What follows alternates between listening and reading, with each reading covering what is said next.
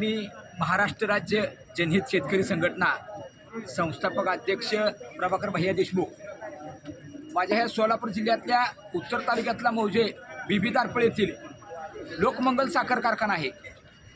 या लोकमंगल साखर कारखान्यानं अक्षरशः हे राज्याचे एक काळ कॅबिनेट सहकार मंत्री होते सुभाष बापू देशमुख, ज्यांची जबाबदारी आहे, ज्यांच्याकडे खातं होतं हे ऊस दर जाहीर करण्याचं, ते आज माजी सहकार मंत्री आहेत। परंतु त्यांना 1%ही या ऊस उत्पादक शेतकऱ्यांचं गांभीर्य नाही।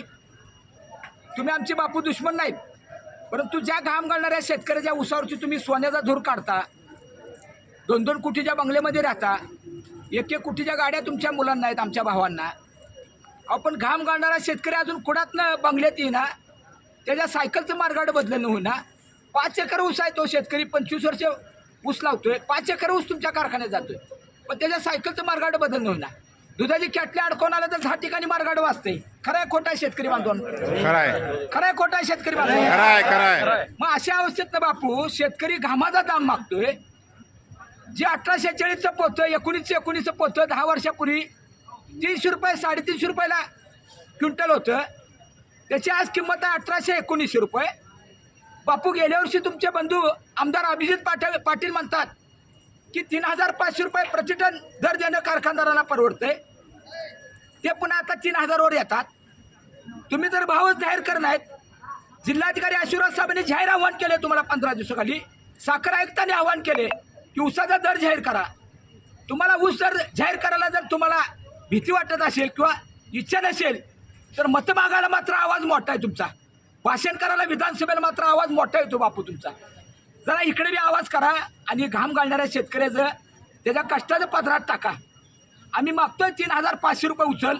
महाराष्ट्र राज्य जनहित शेतकरी संघटनेची आणि राजू शेट्टी यांची स्वाभिमानी शेतकरी संघटना विजय रेंद्रे, आम्ही गेल्या 5 ते 6 तासापासून या घावणीत सुभाष बापूंच्या लोकमंगल कारखान्याच्या घावणीत उड्या टाकून बसलोय।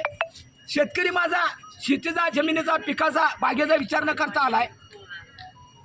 1 तासानं दूध काढायचे आहेत, पण बापू तुम्ही आमचा अंत पाहू नका। आमच्या जनावरांचं दूध असं थानातनं बाहेर पडलं तरी चालेल, माझा शेतकरी आणि आम्ही आता काय इथनं तुम्ही ऊसाचा दर जाहीर केल्याशिवाय, 3500 रुपये ऊसाची पहिली उचल जाहीर केल्याशिवाय आमचा शेतकरी उठणार नाही। वेळ प्रसंगी आम्ही गोळ्या झेलू। जाहीरपणे या शेतकरी बांधवांनी सर तुम्हाला 8 दिवस आधी निवेदन दिले ना, तुम्ही शेतकऱ्यांनी 8 दिवस आधी निवेदन दिले, 8 दिवस आधी निवेदन दिले लोकशाहीच्या मार्गाने, तरी तुम्हाला 4 दिवसाखाली बैठकला वाटलं नाही, ऊसाचा दर जाहीर करू वाटलं नाही। अहो बापू, डिस्लरी प्रोजेक्टच्या तुमचा देशातला 2 नंबरचं उत्पन्न असणारा हा लोकमंगल कारखाना, तरी सुद्धा तुम्हाला देऊ का नको होतंय।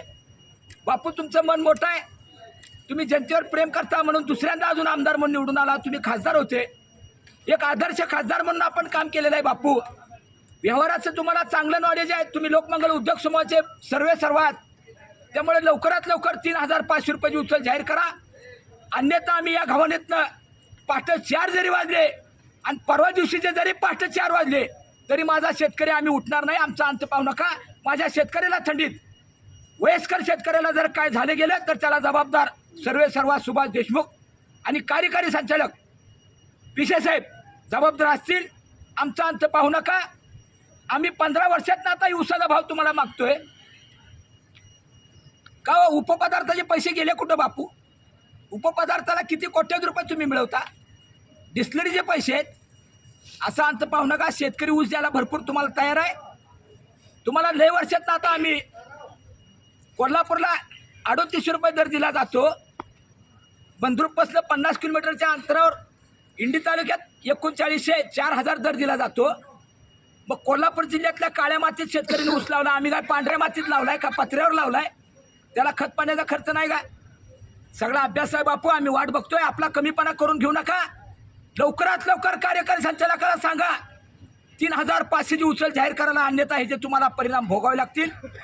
आमचा शेतकरी शांततेने लोकशाहीच्या मार्गाने आम्ही आंदोलन करणार, कुठली तोडफोड करणार नाही, परंतु घावणीतनं उठणार नाही।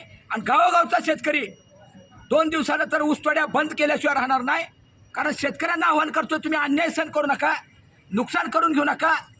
चालू सीझनमध्ये 50,000चं नुकसान झालं तरी चालेल, परंतु ज्यादा दर घेऊन 300-400 रुपये हक्काची घेऊन जर तुम्हाला 3500 उचल पहिली घ्यायची असेल तर शेतकऱ्यांनी ऊसाची तोड चालू बंद करावी ही शेतकरी भावांना मी विनंती करतोय.